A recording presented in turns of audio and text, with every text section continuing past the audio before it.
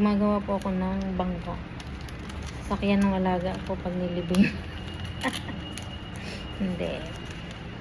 Ito ay tradisyon ng mga, ito talaga yung ano ng mga Chinese pag may patay.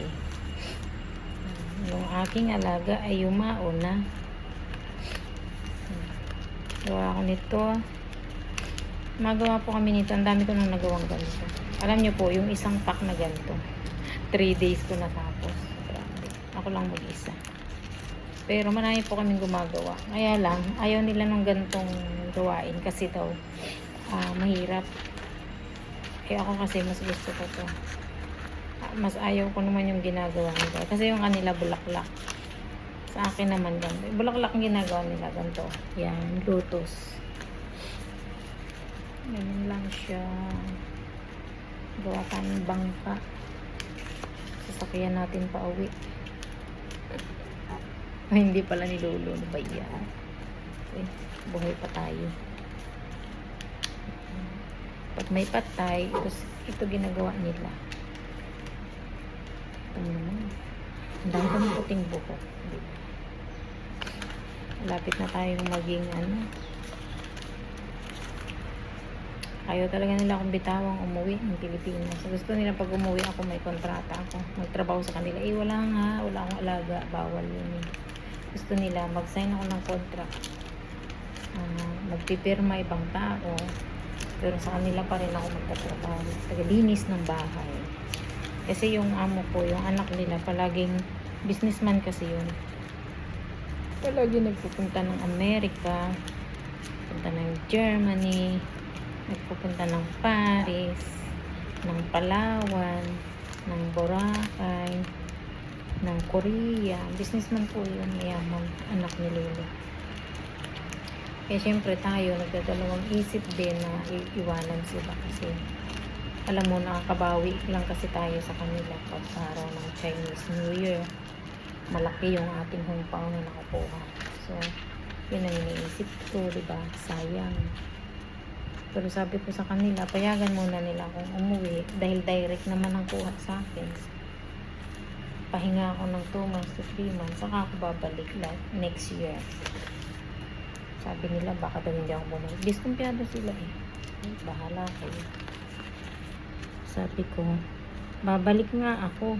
Kuhanin nyo yung Facebook ko, tapos bibigay ko yung number ng asawa ko. Kung di nila ako makontak sa Facebook, dun sa number ng asawa ko. Pero talagang gusto nila mag-sign muna ako ng kontrata. Oh my God. Ay, mag-sign niya ako ng kontrata, paano kung daw pinayagan mga anak bumalik? O, diba? O, mainam na rin yung umuwi ka muna bago ka ulit bumalik sa kanila. Tulungan naman nila ako paggastos ng papers, diba? Ganun din naman. Eh dito ipaprocess sila din naman ng babayad, diba? So yun. Nag-live ako kasi, nag-video ako kasi malulubat na. Lulubatin ko na yung cellphone ko. Pakahirap.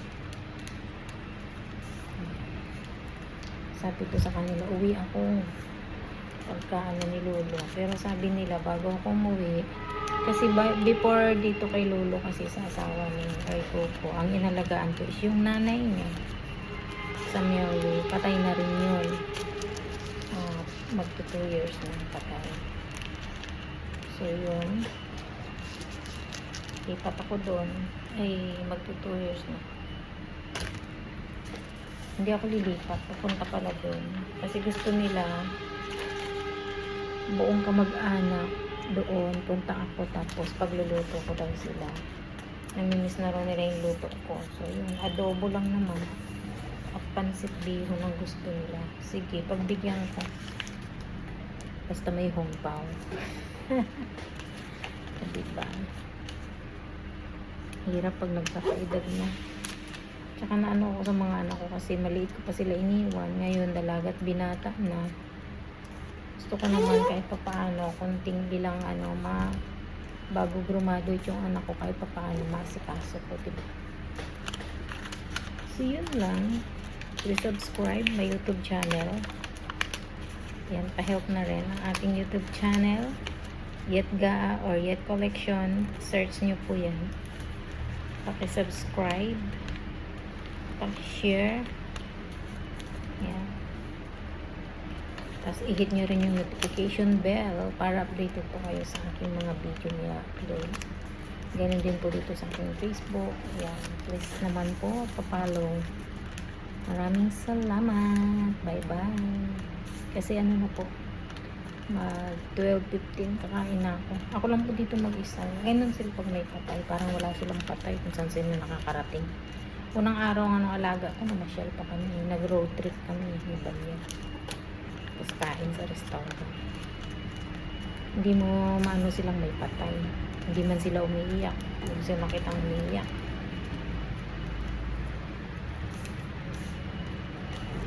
Bye!